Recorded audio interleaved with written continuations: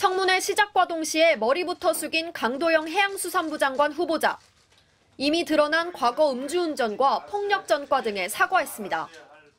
우선은 제가 그 젊은 시절에 하지 말았어야 할 부분에 대한 거는 국민 여러분께 우선 제가 사과를 드리고, 벌금 150만 원 처분을 받았던 음주운전은 술이 깬 걸로 착각한 숙취운전이었고, 폭력 전과는 도로상에서 붙은 시비가 멱살잡이로 이어진 거라고 해명했지만 사퇴 압박을 피하지 못했습니다.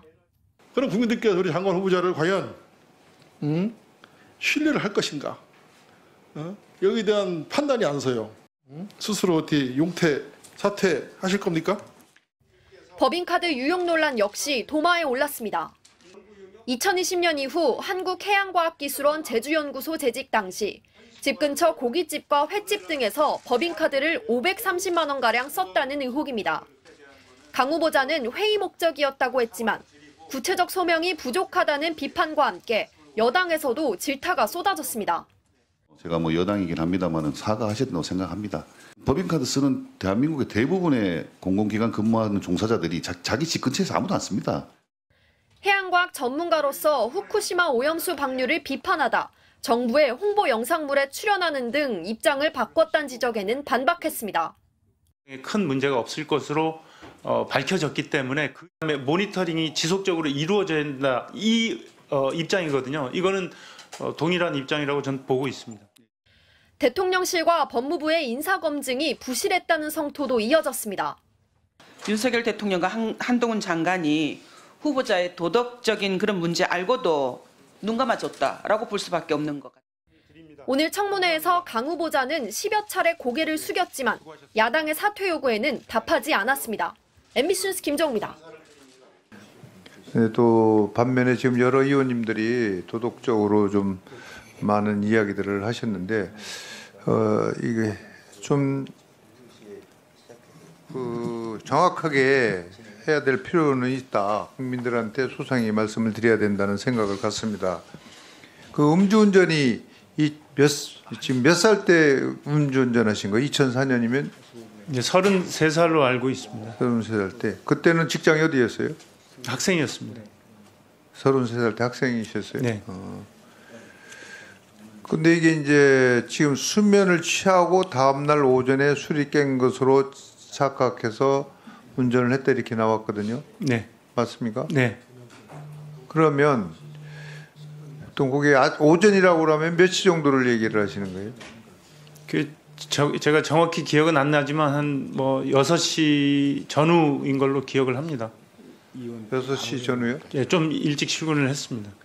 학생이랬다면서 그때는? 네, 그때 공부 연구하는 게 너무 재밌어가지고 하여튼 일찍 출근하는 습관이 있었습니다. 그러면 그때가 그 당시가 며칠 날이었어요? 그러면 2004년도? 그 기억이 잘 안 납니다. 아니 근데 이제 후보자 입장에서 내가 음주운전했으면 기록이라든가 이런 걸 봤을 거 아니에요? 기록을 제가 보질 못하고, 아니 청문회 나오면서 자기가 해명을 해야 되는데 기록을 안 봤다는 것은 네. 납득하기가 쉽지가 않지 않나요? 나중에 이제 자료 제출 때문에 아마 그런 것으로 알고 있습니다. 아니 그러니까 자료 제출은 그러면 할 겁니까 지금? 자료 제출에 대한 부분은 지금 아까도 말씀드렸듯이 가능 여부 파악하고 바로 조치하겠습니다. 그런데 제가 저는 여당이지만 이 음주운전에 언론에 그렇게 보도되고 이것이 이슈화 될 거라고 생각을 하셨으면 기록이라든가 이런 걸 기억이 안 나기 때문에 보고서 그 기억 나온 거에 사실에 입각해서 이제 진술을 해야 되잖아요. 그죠? 그러면 그런 거는 미리 숙제하고 해명을 해야 되는 거 아닌가? 기간이 그러니까 준비 기간이 짧다 보니까 다른 것들 준비하다 보니까 사실은 조금 꼼꼼하지 못했습니다. 죄송합니다. 그 오후에는 이거를 정확하게 얘기를 해주셔야 돼요. 왜냐하면 국민들 입장에서는 그것이 궁금해하니까. 네. 저희 지역에서도 그런 얘기들이 나왔기 때문에 제가 우리 후보자님한테 다시 한번 여쭤보는 겁니다. 그렇게 하겠습니다. 예.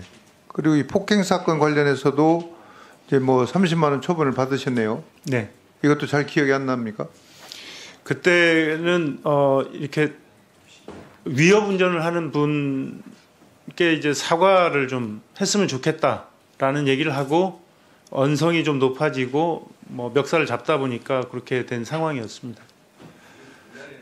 그래요. 어쨌든 뭐 젊을 때의 일이지만 공직자 후보, 장관 후보자가 되는 입장에서는 그런 부분에 소상히 밝혀서 국민들한테 젊었을 때의 일이었기 때문에 사과드린다는 이야기를 확실하게 해주시고 넘어가야 된다. 네. 예, 이런 말씀을 드립니다. 알겠습니다. 사과드리겠습니다. 예, 앞서 윤미향 의원께서 그 박사학위 논문 표절과 관련돼서 얘기를 했는데요. 잘못은 인정하셨고, 네. 그럼 사과를 하셔야 되는 거 아닌가요? 네, 사과드립니다. 예.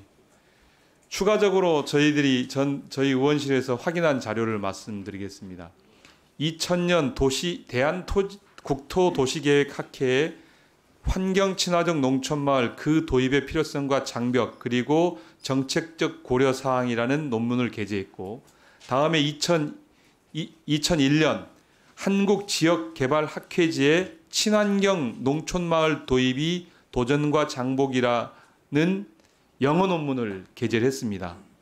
둘 내용은 제목은 달라 보이는데 실질적으로 동일한 구성, 동일한 자료를 근거로 동일한 결론을 도출하고 있습니다. 표와 그림도 동일한 것으로 확인했고요.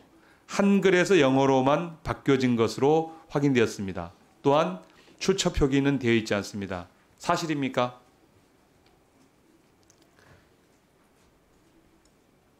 사실이에요.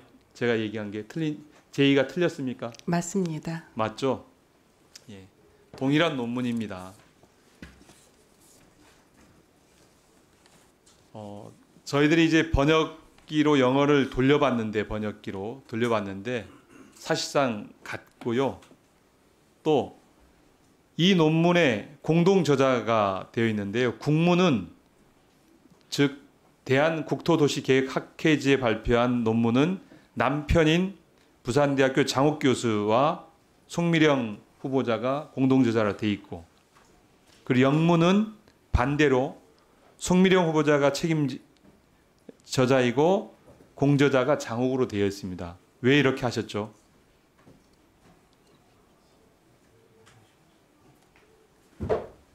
이건 우리 학계 윤리에 큰 문제 있는 게 아닌가요? 이것에 대해서 답변해 주십시오. 네, 문제가 있습니다. 네. 지금 신설되어진 그 저자 표기에 대한 권고 사항을 보면 특수 관계인 경우는 사전에 신고하도록 되어 있습니다. 그런데 같은 논문을 두 분이서 영어로만 바꿔서 발표를 한 거예요.